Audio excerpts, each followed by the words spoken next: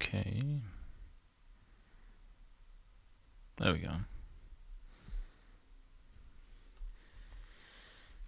Let's see.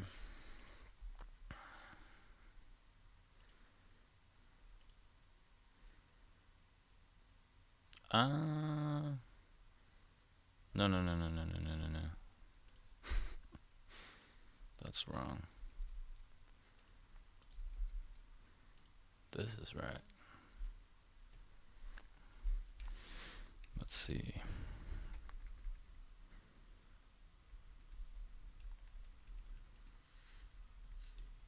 Okay.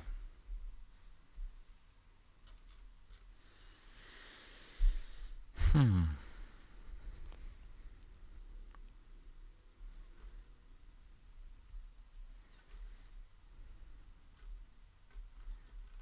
Wondering if this is working all right.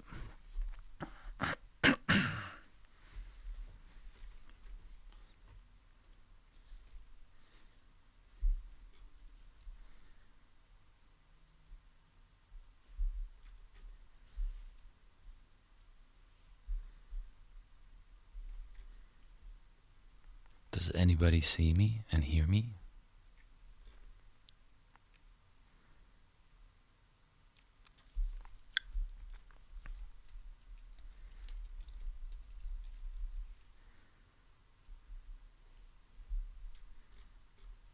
Oh, that's working. All right.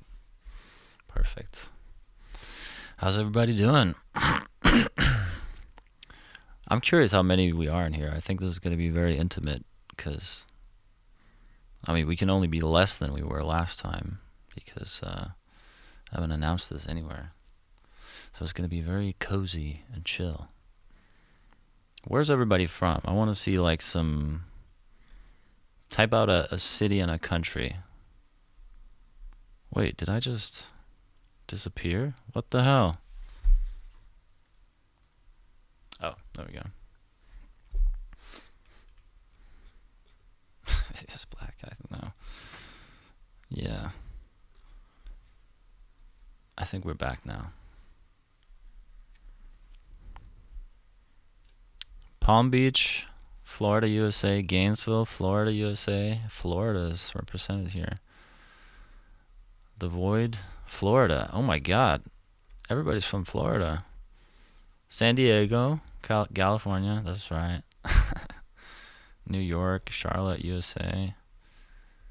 Glen Burnie. I have no idea where that is.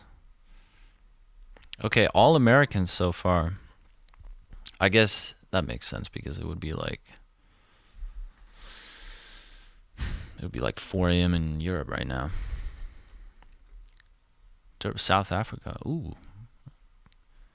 Tommy, what's the time in South Africa right now?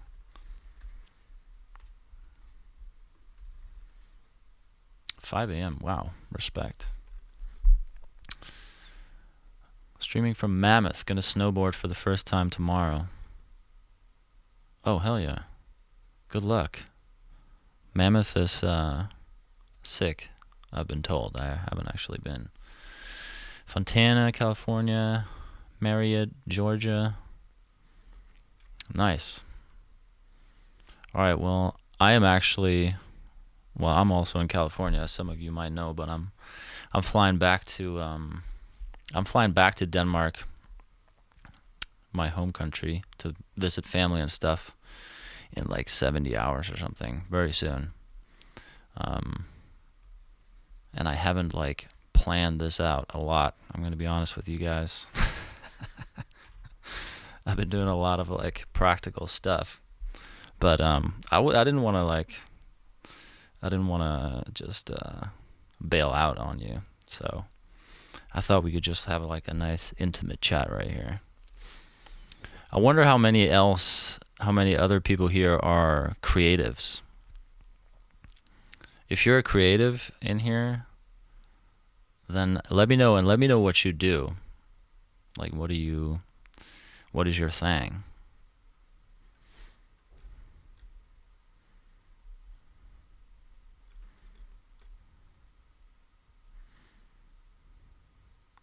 Osef, you're all good. Oh, maybe I should be just keeping an eye on the YouTube as well. I'm mostly in the hotel chat, but I'm gonna try and keep an eye on the YouTube as well. Arsenio says producer, but mostly a hobby. Okay. Nicholas works in UX design and makes music. Casey Moore makes music. Yeah, I thought so. We'd have a lot of musicians in here. Coding and animating a mobile game. Okay, sick. A mobile game. So what is like some of the biggest creative struggles you guys face?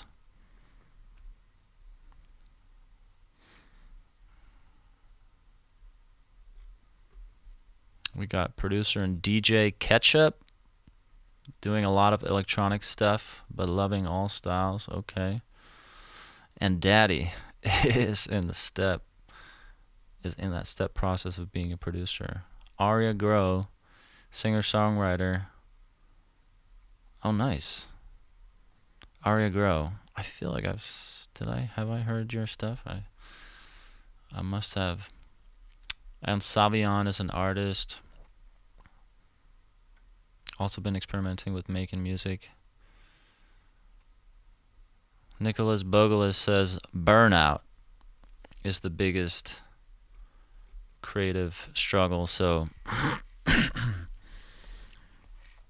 curious, do you mean burnout from the creative stuff itself, or do you mean burnout from all the surrounding things that you have to do that then means you don't have the energy to make, let me see what it was you did, to make UX design and music? Says 14-year-olds on SoundCloud mock me constantly. I mean, that's part of the game on SoundCloud. That's funny. Luke says music producer and gaming YouTube, but turns out those two in computer engineering don't fit well into a 24-hour day. Yeah, I mean, you try to catch two rabbits at once, you're not going to catch either.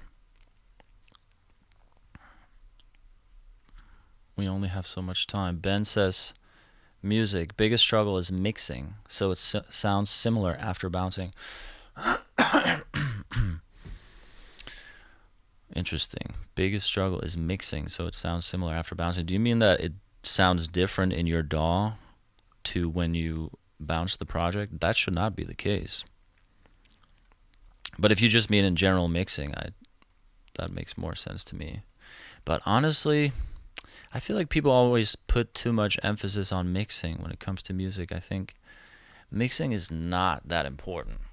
Like if you think about and listen to the songs that you love the most, you probably find that many of them are like not that well mixed.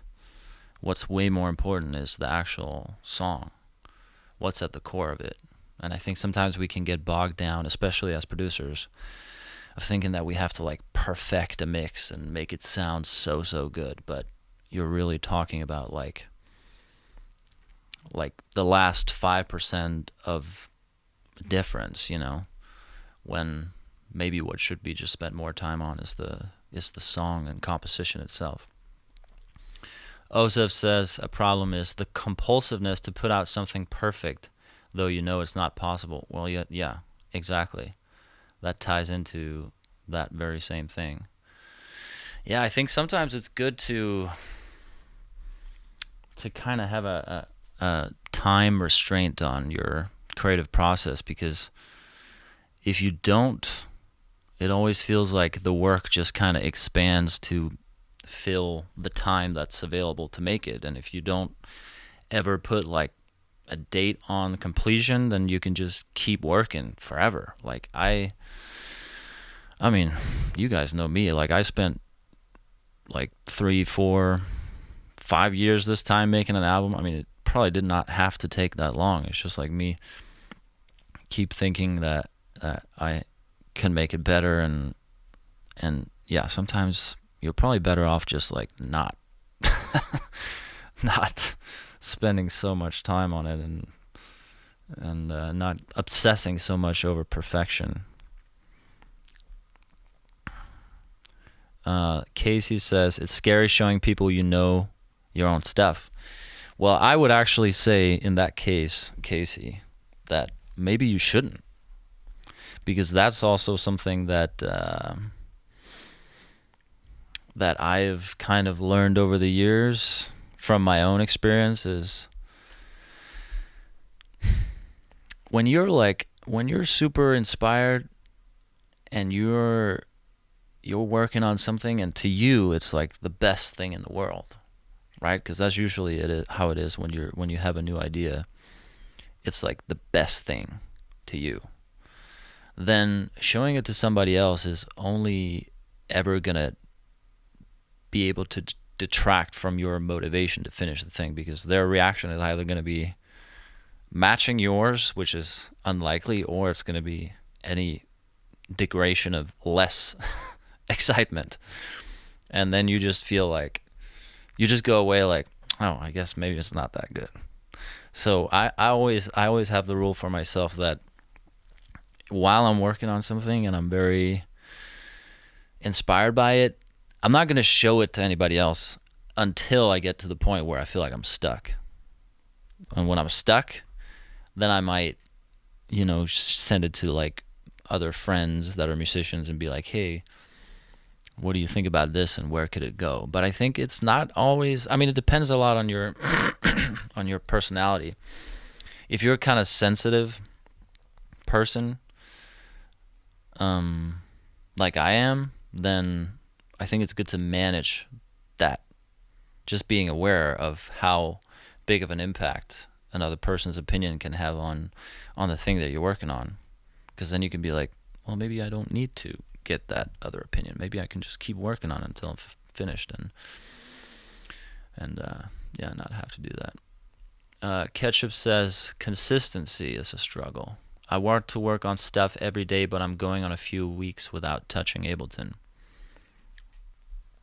Yeah. Well, for that, I think the number one thing is to establish some kind of routine. Carve out a little space within your day that you can sit down and do it, and just don't try to be a tyrant over yourself about how long it has to be. Try and just do very little. I often have days where I wake up and I'm like, I don't feel like making music today, or I don't know what to do. I'm not inspired. Honestly, that's probably most days. But if I just go in here and start something, then I often find that stuff just happens, Like if you just kind of like step through that invisible wall of not feeling it and just kind of like do it, then it's almost like, it's almost like walking. Once you start going, you're just going, and you don't really have to, like, you realize that it's more of a mental block than anything.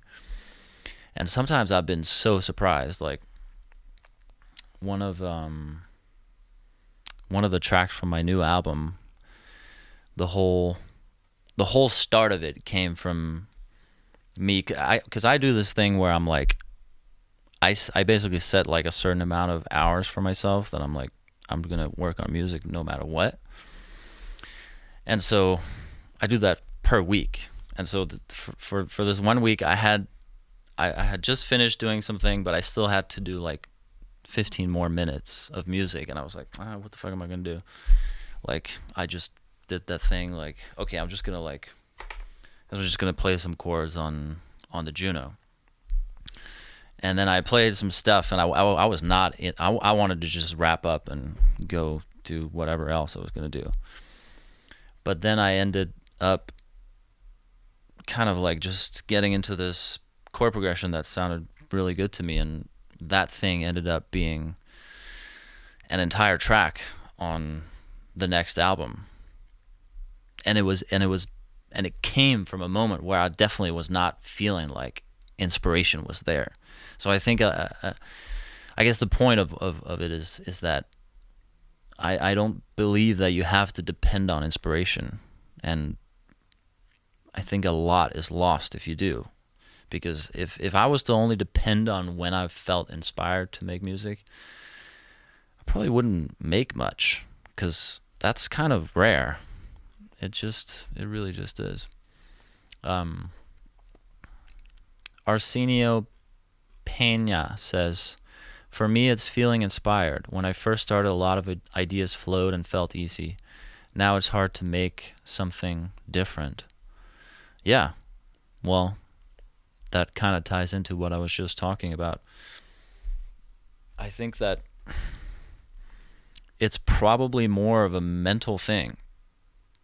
If you sit down and kind of just come up with fun experiments for yourself, like you don't, most of that I think is just always that kind of pressure in your own head of thinking that everything you do has to be like the most amazing thing you've ever done. But instead, if you just think, what could I do right now that's fun? You pull up some plugins that you like, like get an arpeggiator running through like a delay or something, and just kind of like think of an experiment instead of thinking like, I'm going to make a whole track. Well, I don't know if you were a musician, Arsenio. I'm kind of assuming right now. Yeah, producer. You say you're a producer. Then I think it's just like connecting with that sense of play that really gets you a long way. Daddy says, my only struggle is the creativity. Like at this rate, I feel like I'm going to be the next Uno Miles. Well, I'm going to disappoint you because I have no idea who Uno Miles is. Wait, what is this? Well, I'm going to have to check out Uno Miles after this. Looks kind of funny. I know Tennyson uses the Pomodoro method to prevent burnout. Pomodoro, I feel like I've heard of that, but what is that? Pomodoro timer? What does Pomodoro mean? Pomodoro is Italian for tomato. Well, that's not very helpful. It's popular time management method to ask you to alternate Pomodoros, which is focused work sessions with frequent short breaks to promote sustained concentration and stave off mental fatigue. Yeah. Okay. Oh, it uses a kitchen timer to break work into intervals. How funny. I use a kitchen timer too. So what is this? Pomodoro technique is a time management method developed by Francesco Cirillo in the 1980s. It uses kitchen timer to break work into intervals, typically 25 minutes in length, separated by short breaks. Okay. Yeah. Whatever works. I think you experiment with different kind of routines and stuff and find something that works for you. I think as a creative person, that's part of the journey is just figuring out what is your routine. Just like how everybody has different, like some people like to work at night, some people like to work in the morning. I think many people. I used to actually work mostly at night, but now I really like to work in the morning, which is, I don't even know why that change happened, but it did. Now I'm always doing stuff in the morning, and when nighttime comes around, I'm like, I just want to chill. Savion says, my biggest challenge is knowing what I'm doing. I have a lot to learn, which is intimidating, but it's fun to figure things out. Yeah, it's always, that learning, I think, is at the core of being able to always push the frontier within whatever your creative realm is. Once you stop learning, that's the end of it. Then you're just repeating whatever it is that you got good at, and then it's no more fun. We always have to figure out what is the frontier that we can push at and innovate in. I'm actually right now I'm just doing a lot of reading. I love reading right now. Every day I wake up, I'm enjoying this California fall and just sitting outside and reading for a long time.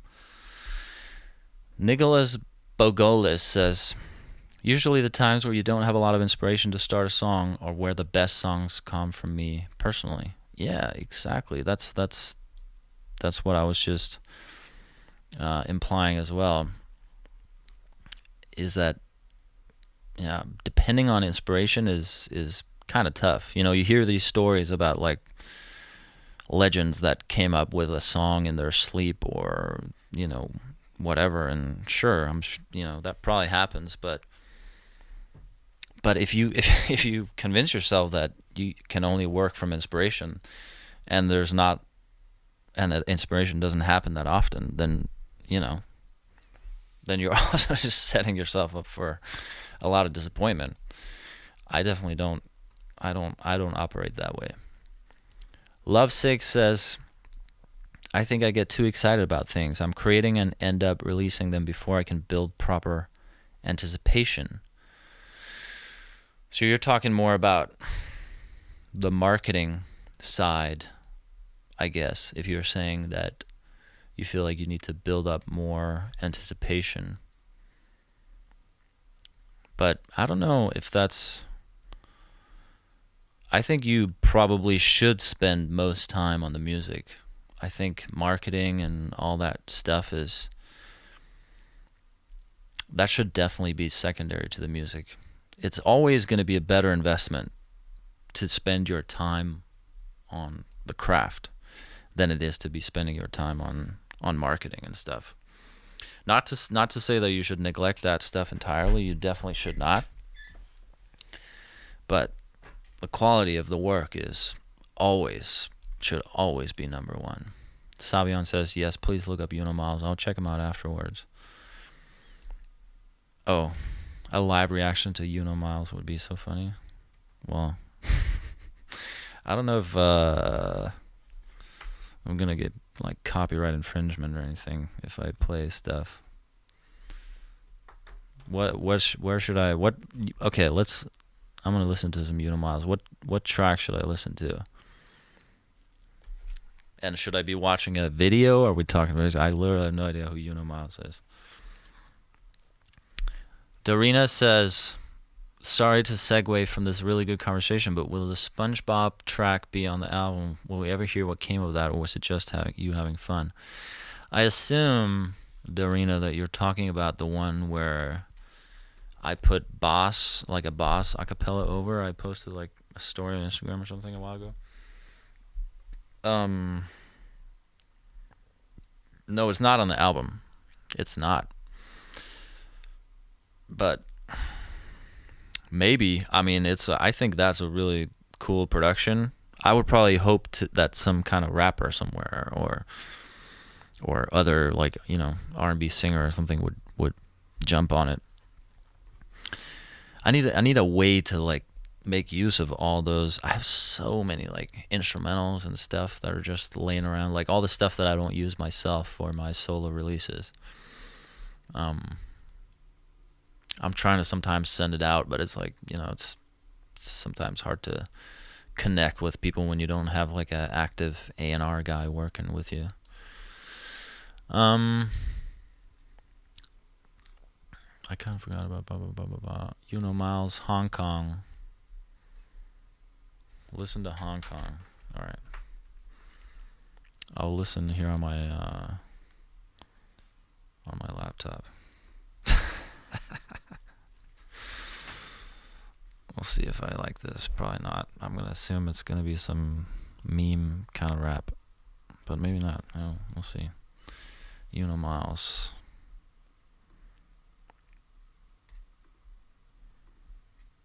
Hong Kong. Where is Hong Kong? Here it is.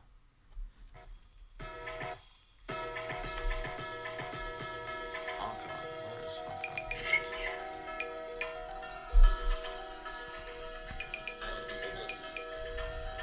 Niggas say I'm out of town. I'm in Hong Kong. I'm just trying to get this cash in Hong Kong. I don't care about fight. I'm in Hong Kong. Nigga coming looking for me. I'm in Hong Kong. I to the store and got a honey bun. My mama just called, said you got some money, son. I forgot what time it is, I'm in Hong Kong. If they looking for me, tell them that I'm long gone. I be in the booth freestyling all the shit. Say real keys go, I told the shit. Little big girl, I ain't have to be a rapper. I see a ghost, bitch, I think I see cash, bro. Growing up, bitch, I wanted to be an actor. Now a nigga out here being a rapper. Not a turtle, but bitch, I'm a snapper. Feel like a rapper. Oh no. I'm in Hong Kong. I'm just trying to get this cash in Hong Kong. I don't care about fight, I'm in Hong Kong. Niggas come and look for me, I'm in Hong Kong. I just went to the store and got a honey bun. My mama just called, said you got some money. Alright. Oh shit. Sorry that it's running double. I think that's enough of that. That reminds me of a little bit of oh damn, what's his name? Oh, Blueface. just worse. Miles says Indiana Jones. I dare you to have sex on this track. All right, we got off track. I felt like we were having a productive conversation, and then all of a sudden, who was that? Somebody came along and started talking about Miles. Galley featuring Miles. I don't know how I feel about that. He's gonna have to impress me with some other tracks because I'm not sold on Hong Kong. I'll tell you that much. I feel like Medicine might be down with this. Urban Flora Tour. Casey Moore says, Urban Flora Tour, you played this at 1:30 minutes. I'm wondering what this was. Let me see. What have we got? You said 1:30?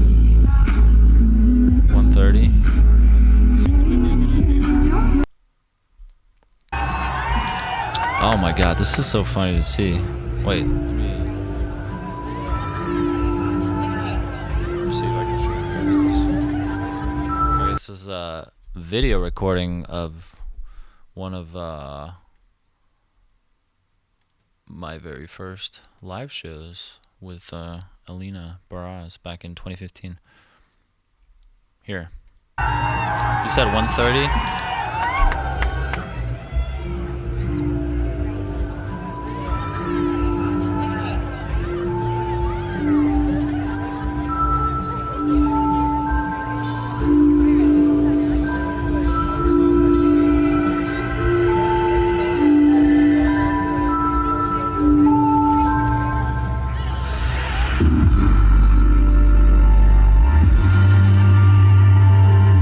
That's funny, it sounds so different here.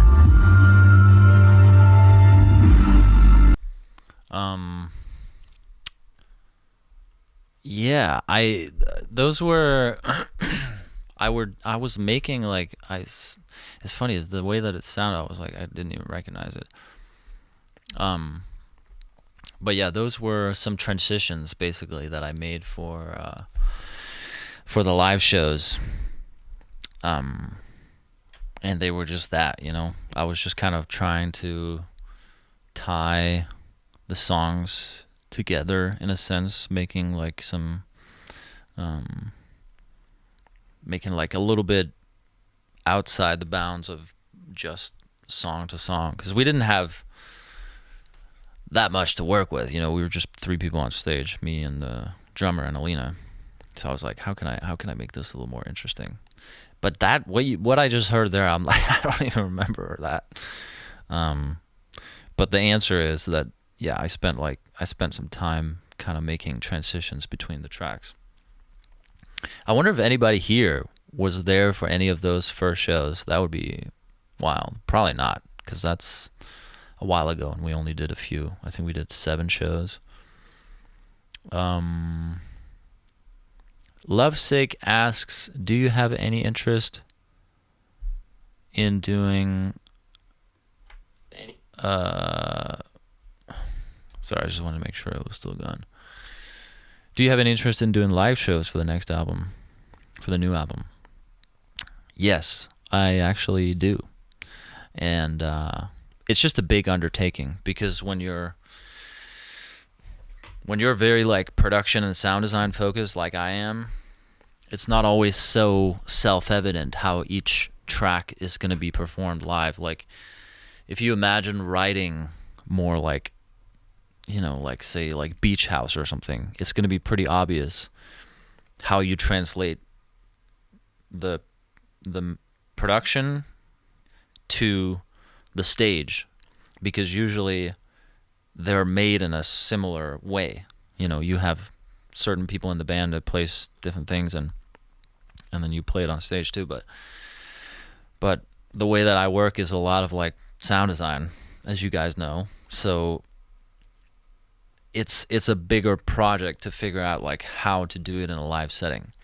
But it's something that I've always wanted to do. And back when Renaissance Boy came out, that was like peak COVID, and I was just like, let's not do it this time around. But with this new album, I actually would really like to do some live shows. So yeah, the album is done. Working on the artwork and vinyl design and stuff right now. So once I come back out here, I'm gonna go back to Denmark now for like 3 weeks during December. But when I come back out here, I'm gonna start trying to figure out how to build the live set to make it really, really good. Because I don't want to just do like some fucking, you know, like a DJ set or some shit. That's boring. Ketchup says, Gally, what's one piece of music that you think is an absolute masterpiece? Either album or a song? What a great question. What a great question, Ketchup. Let me think about it for a second. Let me just think. What is a piece of music that I think is an absolute masterpiece, either album or song? Okay. I know. This is something that probably nobody knows. Okay. Oh my God. This is legendary. Sweetheart of Kyrie. Let me show you guys on the stream if I can. You guys can find this on Bandcamp. This is so funny. This is nostalgia for me. Let me see, how do I switch this again? There we go. This Sweetheart of Kyrie. This was a collaboration between two British electronic artists. Look, way back in 2012, December 2012. Damn, that's 12 years ago. Sorrow and Ozzy. Maybe some of you guys know that I was a huge, and still is a huge fan of Sorrow. This EP was all I listened to right before making Urban Flora. And I was blown away by the music that these guys were making. And I didn't understand how it was done. I was like, how the fuck do they do this? Like, let me see. If I play this, I wonder if you guys are going to be able to hear it. Let me see.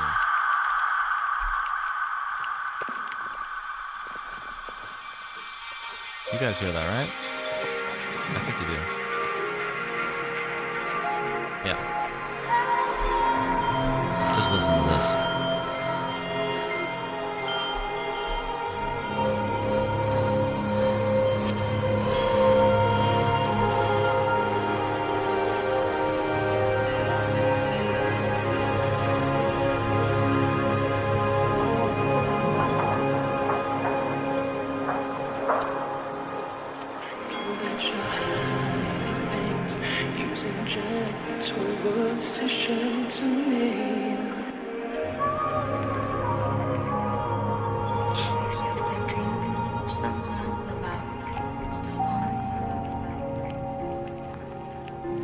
Superhuman.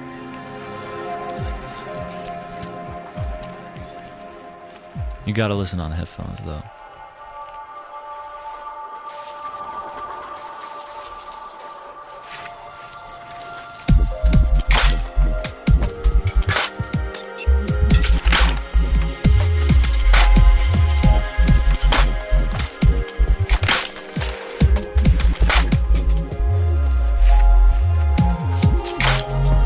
Oh my god.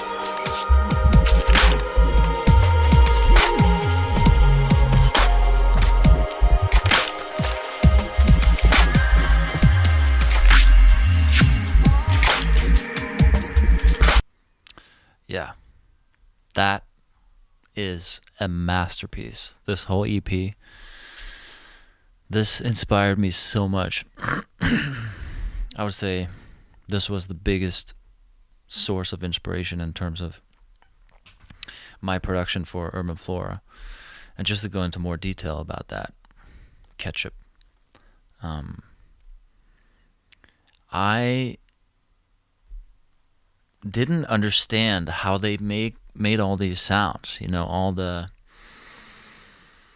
these atmospheric, like I thought it was pads. I thought it was like synthesized pads. So I spent a lot of time with like different VSTs trying to like make very intricate pads and work with synthesis and saw waves and sine waves and FM modulation and stuff. And I was like, it's just not sounding like that good.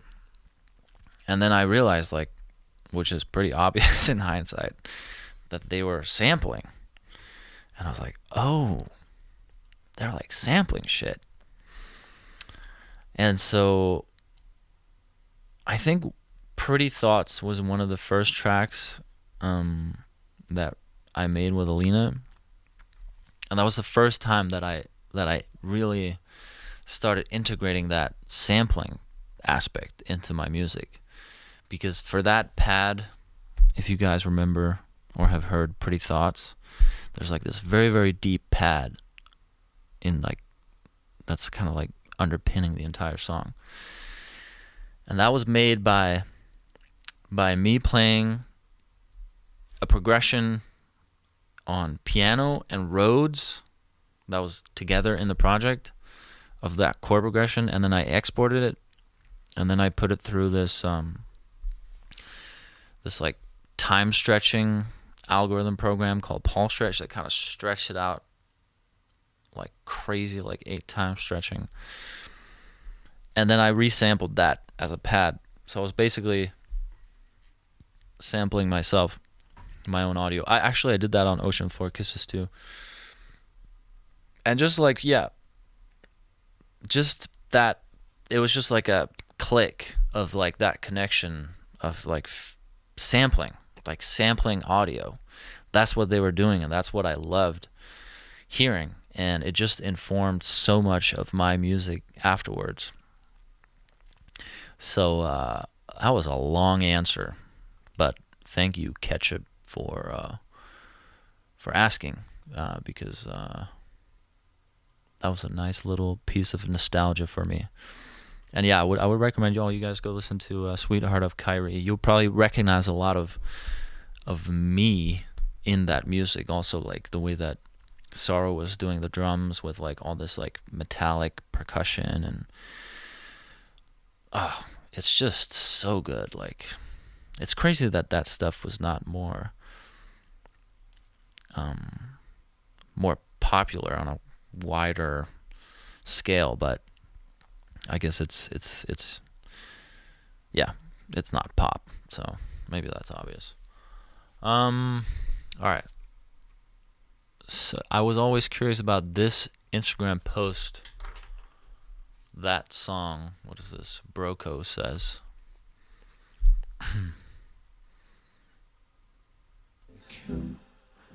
She's much like you. She wears her hair long and thick like you do. She's much like you. Yeah. So much like you. Yeah, I guess I just never really finished that. I'm sorry, Broco. But cool idea. Damn, that's a long time ago. Seth says, Gally, how long is the next album going to be? Will it be longer than Renaissance Boy? It will be right around that same time. I think Renaissance Boy was like 31 minutes. And I think this one is like 29, 28 or something. So it's about the same. Dorina says, I will gladly travel to Florida if you won't go to Georgia. What do you mean, for live shows? Yeah, we'll see. I honestly have no idea how that's going to pan out, but we'll see. Dorina ever said, did you ever watch Across the Universe after I asked you to watch it forever ago? I don't think I did. Sorry to disappoint you. Across the Universe. Oh, that was the Beatles movie. I do remember that you recommended that to me, but I'm sorry to disappoint you, Dorina. I have not watched it yet. Maybe now that I'm going to be vacationing in Denmark for a little bit, maybe I could find the time to watch it. Okay. Arsenio Pena. Is it Pena or Pena? I'm assuming it's going to be Pena, but you're going to have to clarify it for me, Arsenio. Hey, Gally, do you show your brother your new music when you travel back to Denmark? Good question. Here's a very attentive fan who's been around for a while, because you know that my brother was born deaf. I don't know how many of you other guys know that, but my brother was born deaf, which means he's never heard my music, which is kind of crazy to think about. You know, my whole life revolves around this thing that he's never going to be able to like fully perceive. I don't show him my music because I can't. I mean, literally. But yeah, as you say, the sub pack. Obviously you've seen that Instagram post where my brother was wearing a sub pack, which is basically like a subwoofer vest that you can get, that you can attach to your whatever you're playing music from, and then it's actually really cool. It'll just blast bass into your whole torso. But it's kind of like, if you're deaf, that's sort of like just a gimmick, you know. He can already feel bass. If he goes to a club or something, like, he can feel bass, because that's just, you know, moving your body with very low frequencies. He wouldn't really get a great experience from it. So I tell him about it, and I tell him what I'm doing and how it's going, but I don't like show him my music, because I just can't really do it. Aria Grow says, do you ever listen to Willow Beats? Willow Beats rings a bell. I've definitely listened to them before. What is Willow Beats? Willow Beats? Oh, yeah. Blue? Let's see. Willow Beats. I feel like I remember this.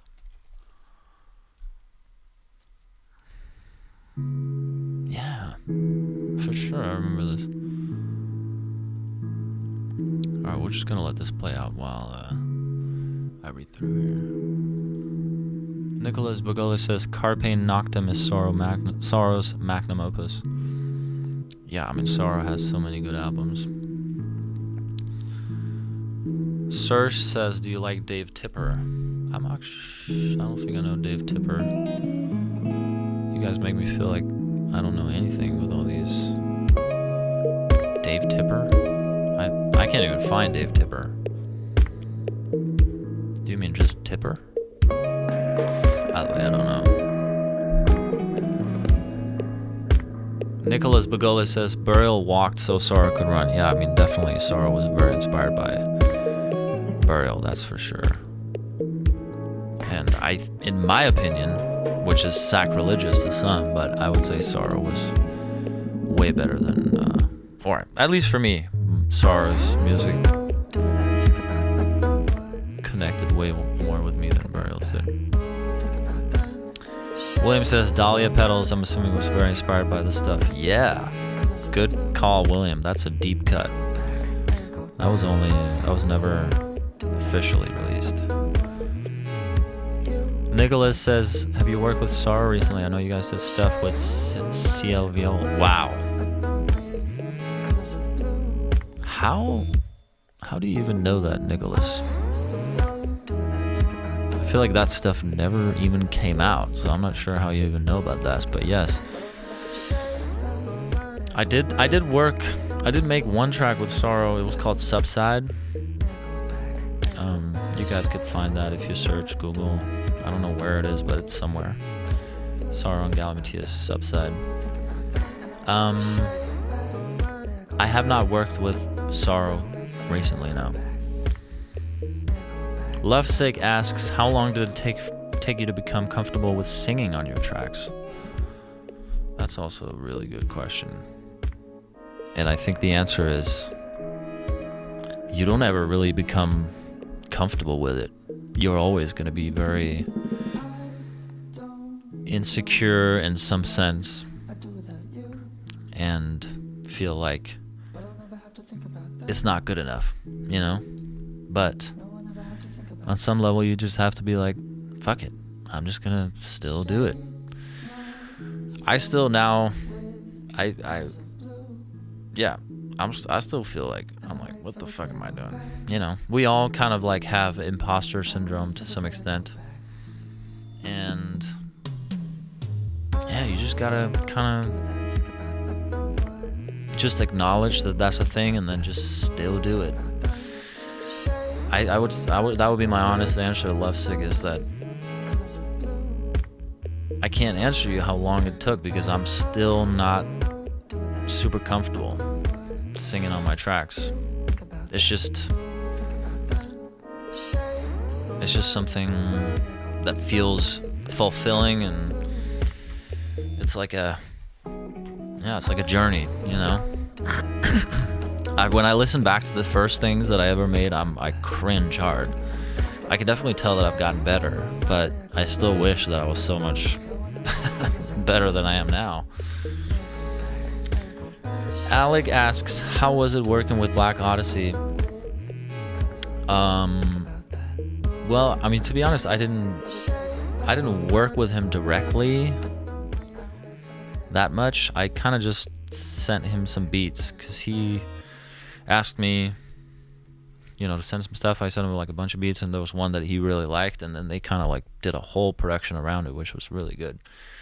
Then we were supposed to make another track where he was going to be doing something on my album. So I sent him like a bunch of tracks from my album, and there was one that he really liked, and he was like, I'm going to do something on this one. But then he didn't. I kept trying to ask him like, yo, are you going to, hey, what's up? And he just like ghosted me like for fucking 6 months, just like either said, yeah, I'm doing that, I'm doing it soon, or just not answer. And eventually I was just like, all right, fuck it. I guess he's just not gonna do that. So, you know, whatever. That happens. That you get very used to in the music industry. Like people saying they're gonna do something and then not. So I'm not that butthurt about it. I think it would have been cool, but maybe sometime in the future. Do you have any Urban Flora projects that you can show? Says, oh, unfortunately, no. Because all those projects were made on another computer that unfortunately got submerged in water when my parents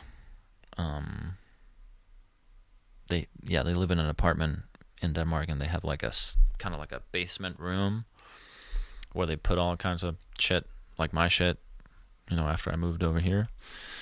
And then there was like a lot of rainfall that just like basically flooded that whole cellar, and so my computer died, and all those Urban Flora projects died with it.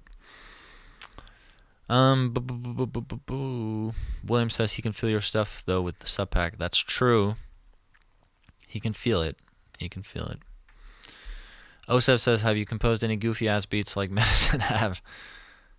I'm curious to know what it would sound like. I definitely have. For sure I've made goofy beats, but can I think of any? Let me think. Do I have any goofy ass beats that I can think of right now that I could play you guys? Let me see. That's a good question. Goofy beats. Goofy ass beats.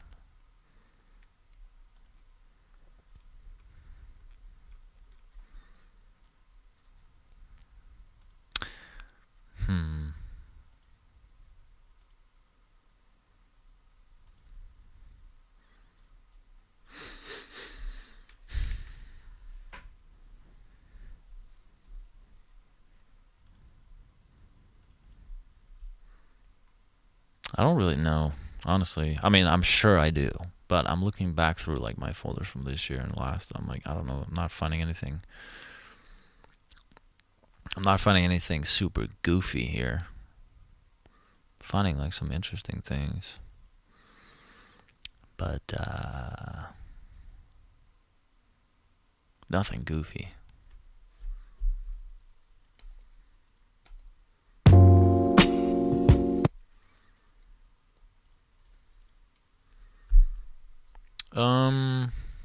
He basically made it a genre at this point.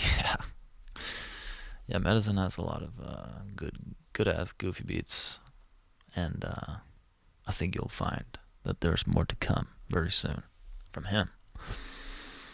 Casey Moore says, I've noticed you have more hardware effects now. What's your thoughts on hardware effects versus plugins? Yeah, good question, Casey. I was always entirely in the box, for the first like 10 years of me making music. It was just me and the computer and a MIDI keyboard. I didn't start buying outboard stuff or, like synthesizers and instruments till I started making money from music and like I felt like, okay, I can buy shit now. And I'll say this, I think you don't really need it, You can make amazing shit on software. You can make anything on software. Even like all the things that I'm doing with hardware, you could do it on software too. But doing it on hardware is just a little more fun. And the reason why it's more fun is because it's tactile, You get to like actually move the knobs on. I don't know if there's enough wire for me to be able to show this thing. But like this right here is called a Dreadbox Hypnosis, or it's called Hypnosis as a company, but it's called Dreadbox. And it's basically just like a little unit that has a spring reverb in it, like a real spring right here. There's a spring in there. So it has like, it's FX module. So it has like chorus and flanger right here, this section. It has delay right here, this section. And it has spring reverb here, this section. And like you could do that in software too, no problem.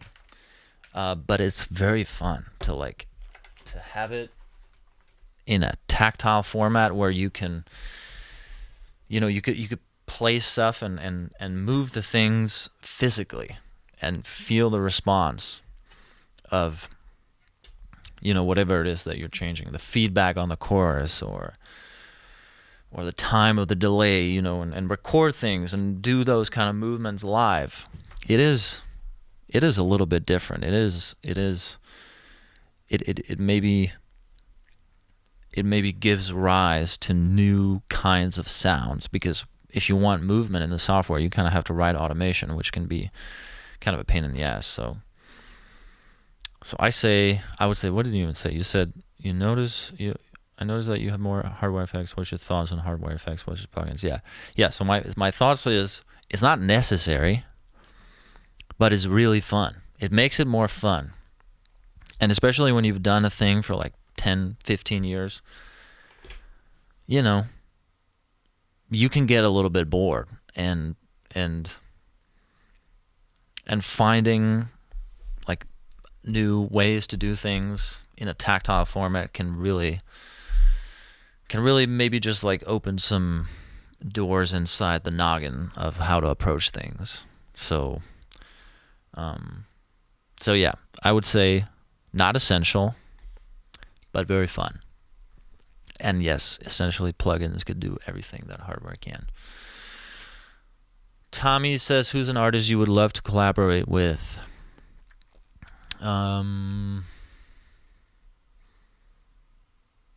Good question. Who's an artist I would love to collaborate with? I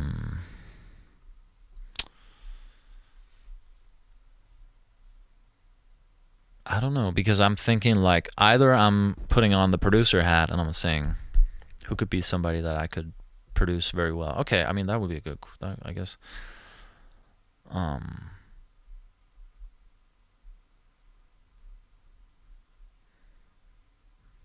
I think I could make some really interesting stuff with Smino. He has such a unique style, and I think that I could kind of bring my own sound in an interesting way with him. I could see that. That's just like off the cuff right now. I'm sure there'll be a lot of others that could be very interesting too. Is Nardwar actually in chat? I doubt that. Arsenio says I was right on pronunciation. Hell yeah.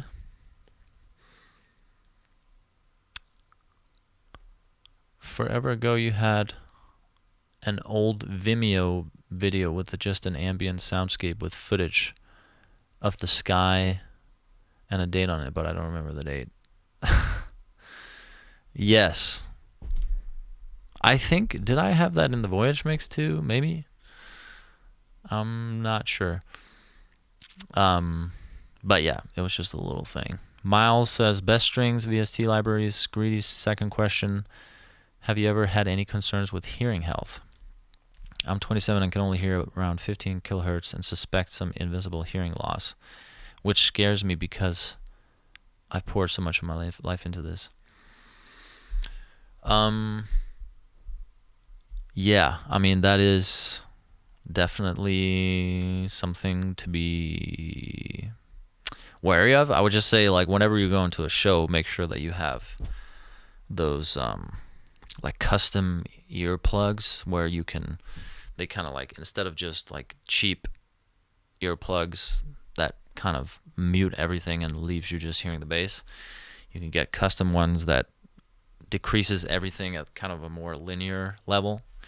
They still don't sound great, but I would definitely invest in a pair of those to protect your hearing when you're going to shows, because that's when you'll be exposed to the loudest shit. But other than that, I mean, I also say, like, don't worry too much about it, because what's really going on at around 15 kilohertz that you need to care about, you know, that's not really where the interesting stuff happens anyway. And the best strings VST libraries, there's so many. Cinematic, what's it called? Cinematic Studio Series, the Australian company, they make great solo strings. A lot of good legato. 8DO Intimate Studio Strings, very good. East West has a lot of good ones. Aria says, are you ever going to do a song with FKJ? Your remixes are sick. I don't know. I mean, that could potentially be cool, but yeah, I have a remix of a FKJ song. FKJ also did a remix of one of the Urban Flora songs, which is also really good. That was my favorite remix from all the remixes. So if you haven't heard that, you could check that out.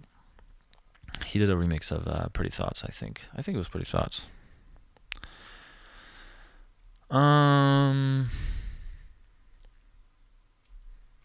William says, I've always wanted to know the story behind the whole shake-up debacle. Well, that song was just never supposed to come out. And I think we had submitted it and then like put out another track instead, and then took it down from the distributors.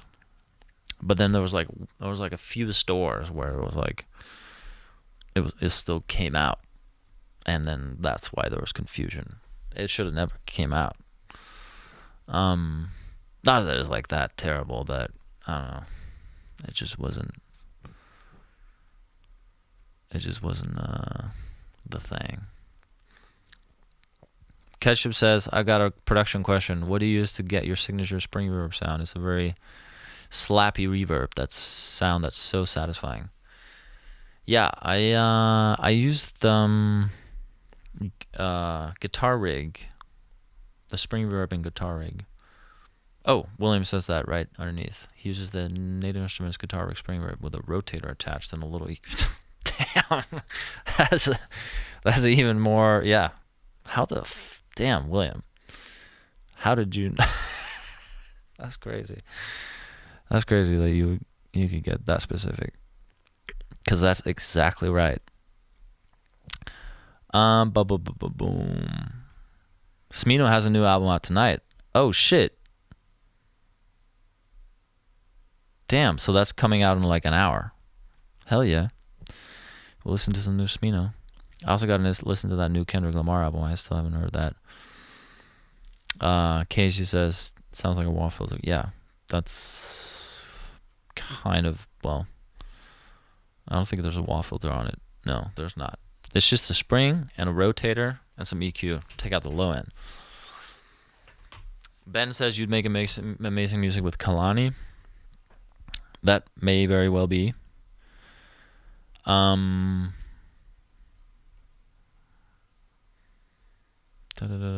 Serge says, do you like to play video games? What's your favorite video games? I used to play a lot of video games. But I feel like as you get older, you are less forgiving about spending your time on such things. You're less forgiving to yourself. It's hard to enjoy it. I feel like it's hard to enjoy it now. When I was a kid, I would just totally lose myself in a video game. Just be in a state of flow. Just in the game entirely. Now, if I'm playing a video game, 30 minutes goes by and I'm like, oh, you should probably be doing this thing instead, or you should probably, oh, what about the dishes, or like, didn't you do laundry? Like, there's just all kinds of shit that, oh, you have less responsibilities when you're a kid. I'll definitely, there's still video games that come out where I'm like, I'm definitely gonna play that. Like whenever the new GTA comes out in 10 years, I'll be playing that. Red Dead Redemption, or I was big into strategy games, like maybe, I don't know about strategy games these days, honestly. That sounds like a lot of time. TechWorld says, do you know what happened to this song that was on your Genius profile? Greg Aram, okay, alright. I have no idea what this is. I have never even seen this. Greg Aram,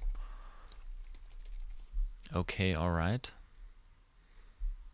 I can't find anywhere to hear it either. Have you ever heard it, or have you just seen this on Genius? Because maybe it was just never put out. July 2016. Huh. Yeah, I don't know tech well. Nicholas says, I'm pretty sure he knows because you had a hoodie with it on there. Yeah, that's true. But it was very, very hard to see on the hoodie. But I guess, yeah. May Simonis is a cool artist. That's worth checking out. May Simonis. May Simonis? May Simonis. Alright. I will check that out. Lance says, did you ever listen to K-pop? No. Not really. Not really. And Ben says, is there a project you made with Adana Duro? I had a session. Did I have a few sessions with Adana Duro?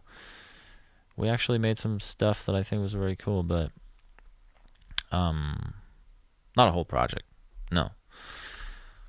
she was working on a song with that I produced with where Boss was on it too. So I'm gonna do it on Boss. That was produced by me, and I'm not sure what happened to it. It's been a while. You know, there's a lot of tracks like this where you work on something and it's just not real. You know, you're never certain that it comes out or anything. You just kind of wait, and sometimes it happens, sometimes not. Casey says, what's the meaning behind the cat ad-lib on Blowback? Honestly, there's no meaning. It is just it was just a cool vocal sample to me at the time. I think I found it from like some old a cappella or something. I can't remember what it was from, but Arsenio says, would you ever live stream making a completely new track, sort of start to finish, or just working on it? Yeah. Yes. Maybe that should be next.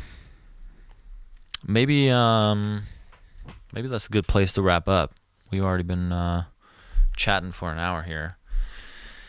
Maybe next time when I come back, when I do a live stream next, maybe I'll try and kind of like whip up something just like off the cuff and see where we go. And maybe it'll be utter trash, but maybe not. Maybe it'll be cool. There's a small percentage chance.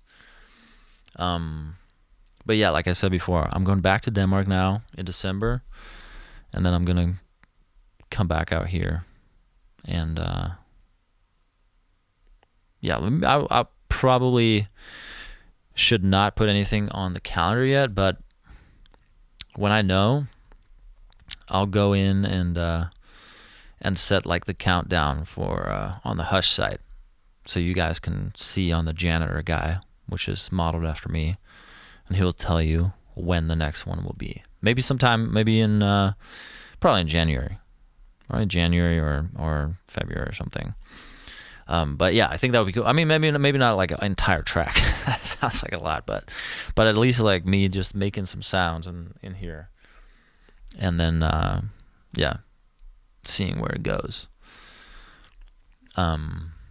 Savion says, I want you to make a music making tutorial. Well, maybe that instead. At first, do like a little just like yeah,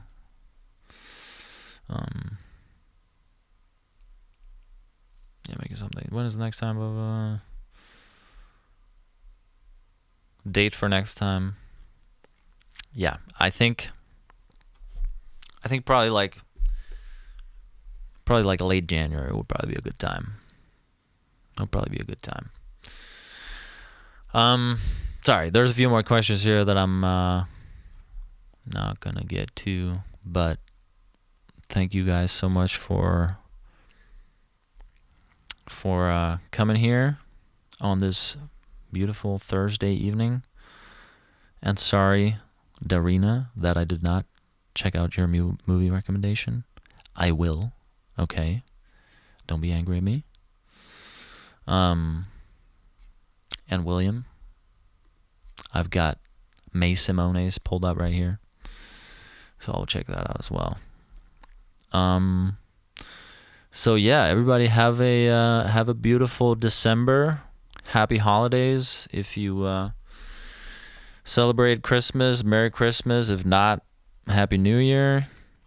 And I hope you all are splendid, and I'll see you guys soon. Goodbye.